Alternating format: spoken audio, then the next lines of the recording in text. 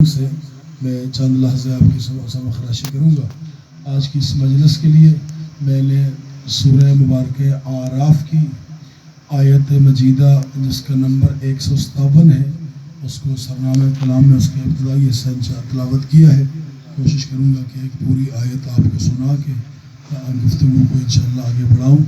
سامعین، ہم جب مجلس امام حسین علیہ السلام شروع کرتے ہیں تو چونکہ اس کو ہم عبادت سمجھتے ہیں اس لیے باوضو ہو کر مجلس میں آتے ہیں۔ پھر اس مجلس میں ہم دو چیزیں سنتے ہیں، یا اللہ کا قرآن سنتے ہیں یا چوہدہ کا فرمان سنتے ہیں۔ واہ واہ قبلہ واہ۔ اس سے ہاتھ ہوتا ملتا کیا ہے، حاصل کیا ہوتا ہے؟ اس سے حاصل کیا ہوتا ہے؟ یعنی جب انسان وضو کرتا ہے تو انسان کی شکل پاک ہوتی ہے۔ جب ان میں ابھی دیکھوں گا مجھے اسی سے اندازہ ہو جائے گا کہ آپ کس معیار پہ بیٹھے ہوئے ہیں۔ جب انسان وضو کرتا ہے تو انسان کی شکل پاک ہوتی ہے۔ جب قرآن سنتا ہے تو انسان کی عقل پاک ہوتی ہے، اور جب چوہدہ کا فرمان سنتا ہے تو نسل پاک ہوتی ہے۔ سبحان اللہ، واہ واہ واہ، کیا کہنا جی۔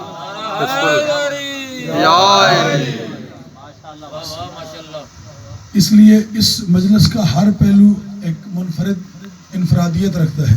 میرا اگر آپ کی مرضی ہو تو ایک حدیث کتاب کا نام ذبح عظیم ہے، ڈاکٹر طاہر القادری صاحب نے لکھی ہے۔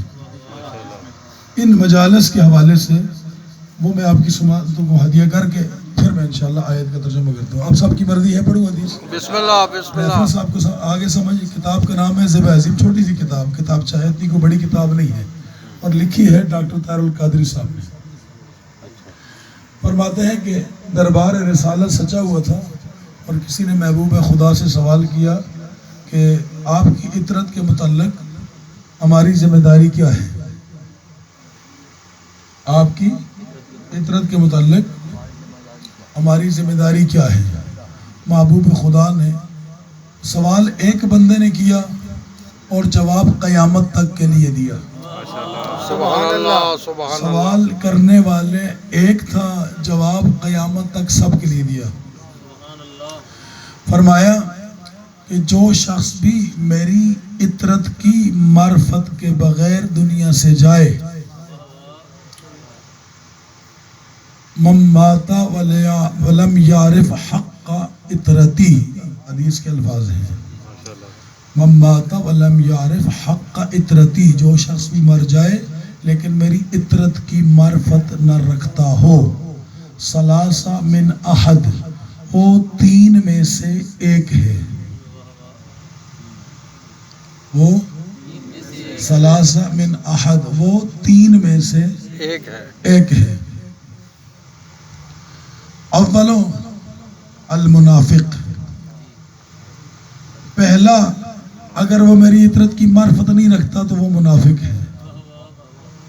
وثانی ولد الزنا، اگر میری عطرت کی معرفت نہیں رکھتا تو دوسرا وہ اپنے باپ کا نہیں، اور تیسرا اگر وہ میری عطرت کی معرفت نہیں رکھتا تو یہ میں جملہ کیا مفلش کر کے بیان کر رہا ہوں، پھر اس کے ماں باپ شریعت کے احکام نہیں جانتے تھے۔ یہ جملہ اس کا میں نے جو اوریجنل ترجمہ ہے وہ میں نے نہیں پڑھا۔ اب تین جملے ہیں۔ آپ یہ جو مجالس منعقد کرتے ہیں، پہلا یہ مجلسیں کیا ثبوت دیتی ہے اس حدیث کو ذہن میں رکھتے ہوئے؟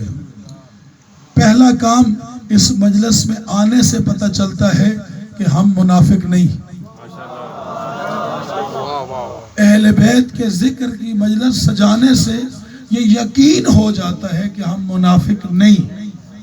دوسری چیز، اہل بیت کے ذکر کی مجلس سجانے سے انسان کو یقین ہوتا ہے اماں بھی نیک ہے اور ابا بھی ایک ہے۔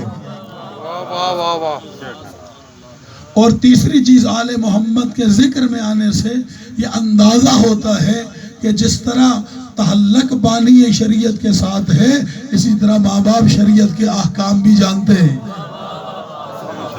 یہ مجالس امام ہے نا، امام حسین علیہ السلام سے مربوط مجالس ہے، सामीन मोहतरम, ये मैंने नहीं कहा, खुद महबूब, मैंने जो हदीस का रेफरेंस आपको पहले दिया है, किताब का नाम ज़ब अज़ीम, डॉक्टर तारुल कादरी साहब ने इस हदीस को लिखा है और हज़रत अबू सईद खुदरी रज़ी अल्लाह ताला अन्हु से ये हदीस रवायत है। सामीन मोहतरम, खुदा ने ये हमारे ऊपर लुत्फ़ किया है, ये मेहरबानी की है कि हम ज़िक्र अहले बैत की मजालिस को सजा कर दुनिया को बताएं कि हम मुनाफिक नहीं हैं। और इसलिए झगड़े की बात है ही नहीं है। नफरतें तो इन मजलिसों का, नफरतों को तो ये मजलिसें ख़त्म करती है, ये मजलिसें मोहब्बतों को बढ़ाती है। आज इन बातों को अब जहन में रखें। तो मेरा दिल है कि मैं इससे पहले कि एक और बात करूं, अपनी आयत की मौजूद तिलावत करूं, उससे पहले सूरह आराफ की एक और आयत सुना दूं आपको, कुरान की आयत एक और सुना दूं। ये जो अब आयत पढ़ने लगा हूं, ये सूरह मुबारका आराफ की आयत का नंबर है 89, 189 नंबर, सूरह मुबारक आराफ। खुदावंद आलम ने इरशाद फरमाया, बिस्मिल्लाहिर रहमानिर रहीम, वलक़द ज़राना लिजहन्नम कसीरम मिनल जिन्न वल इंस। अल्लाह क़यामत वाले दिन अक्सरियत जिनों को और अक्सरियत इंसानों को जहन्नम में डालेगा। अल्लाहु अकबर। वलक़द ज़राना, ज़र्रों के बराबर, ले जहन्नम कसीरम मिनल जिन्न वल इंस, अक्सरियत ज़र्रों के बराबर लोगों को अल्लाह जहन्नम में डालेगा। अक्सरियत जहन्नम में जाएगी तो अकलियत कहाँ होगी? जाग रहे हैं, मजलिस में बैठे हुए हैं। बिस्मिल्लाह बिस्मिल्लाह। अक्सरियत अगर जहन्नम में जाएगी, कि जहन्नम का मुतजाद क्या है? जन्नत है ना। अक्सरियत अगर उधर जाएगी तो फिर अकलियत कहाँ जाएगी? इसलिए कभी अकलियत पे परेशान ना हुआ करें।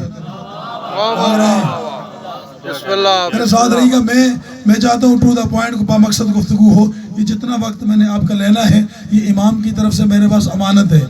इस वक्त में एक लम्हा ज़ाया किए बगैर मैं चाहता हूँ कि इस वक्त का जो मेरे ऊपर जिम्मेदारी है, मैं उस जिम्मेदारी को इंशाअल्लाह आपको जगाते हुए, ये भी नहीं कि आपको सुला के, आपको जगाते हुए इंशाअल्लाह अपनी जिम्मेदारी को ताकि अहसन अंदाज में अंजाम दे दूँ।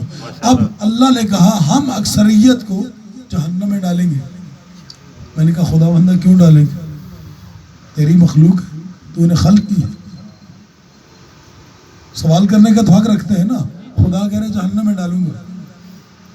हमने कहा खुदा बंदा क्यों डालेंगे जहन्नम में? हम तो तेरी मखलूक हैं, गुनहगार हैं, खताकार हैं, मासियतकार हैं, दुरुस्त है, लेकिन तेरे दरबार से भागने वाले तो नहीं है।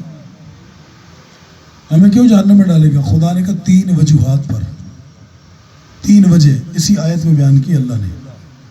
मैंने कहा परवरदिगार कौन सी वजह? कहा वलहुम क़ुलूबुन ला यफ़क़हून बिहा, मैंने इनको दिल दिया ये समझते नहीं। मैंने इनको दिल दिया। इस दिल से मुराद ये वाला पंप नहीं है जो खून सप्लाई करता है। इस दिल से मुराद क़ुव्वत फ़िक्र है, सोचने की ताकत है, समझने की सलाहियत है। कि खुदा ने कहा ये हर चीज़ के मुताल्लिक सोचते हैं, लेकिन अपनी आखिरत के मुताल्लिक ये नहीं सोचते। मैं खुदा कह रहा, मैं जुमला जो कहना चाह रहा मैं पहुंचा पाऊँ। खुदा ने कहा हर चीज़, बाजार में जाते हैं, कपड़ा खरीदते हैं, 10 धान निकालते हैं, एक पसंद करते हैं। बच्चों को स्कूल में दाखिल करते हैं, 15 स्कूलों में विजिट करते हैं, एक पसंद करते हैं। घर बच्चे के लिए रिश्ता देखते हैं, 50 घरों में जाते हैं, एक पसंद करते हैं। हर चीज़ में अकल इस्तेमाल करते हैं, लेकिन कभी अपनी आखिरत के मुताल्लिक। आखिरी बंदा भी मजलिस में बैठे हुए हैं ना, आप भी मजलिस में बैठे हुए, मेरे साथ रहिएगा। मैं चाहता हूँ, मैं आपसे नारों का मुतालबा, दाद का मुतालबा मेरा कभी रहा ही नहीं है। अगर बात में वजन हो, समझ आए, फिर आपका हक बनते तालिब इल्म की हौसला अफजाई कीजिएगा। मैंने जुमला ये कहा है, मैंने खुदा से पूछा परवरदिगार क्यों? कहा पहली वजह इनको जहन्नम में डालने की क्या होगी? ये होगी वलहुम क़ुलूबुन ला यफ़क़हून बिहा, हमने इनको दिल दिया, ये समझते ही। इस ला यफ़क़हून बिहा, यफ़क़हून फ़िक़ह से है, तफ़क़्क़हू फ़िद्दीन, मासूम फरमाते हैं तफ़क़्क़हू फ़िद्दीन इल्ला व अंतुम आराब, दीन में समझ वो हासिल करो, नहीं तो अरब के बद्दू बन जाओगे। یہ معصوم کی حدیث ہے، میری نہیں ہے. فرمایا یہ تفقہ یہ حدیث اس لیے پڑھی ہے تاکہ آپ کو یہ جملہ سمجھ آئے. وَلَهُمْ قُلُوبٌ لَا يَفْقَهُونَ بِهَا، ان کو دل دیا یہ سمجھتے ہی نہیں، یہ سوچتے ہی نہیں. میں نے کہا پروردگار اگر ایک لمحے کے لیے سوچ لے تو کیا ہوگا؟ کہا تھوڑا سا پیچھے چلے جا 61 ہجری میں.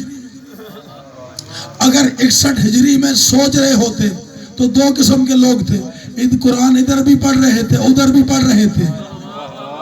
جملہ سمجھے گا، قرآن ادھر بھی پڑھ رہے تھے ادھر بھی پڑھ رہے تھے. ادھر حسین کے لشکر میں تھوڑے سے تھے، ادھر بہت زیادہ قاری قرآن تھے.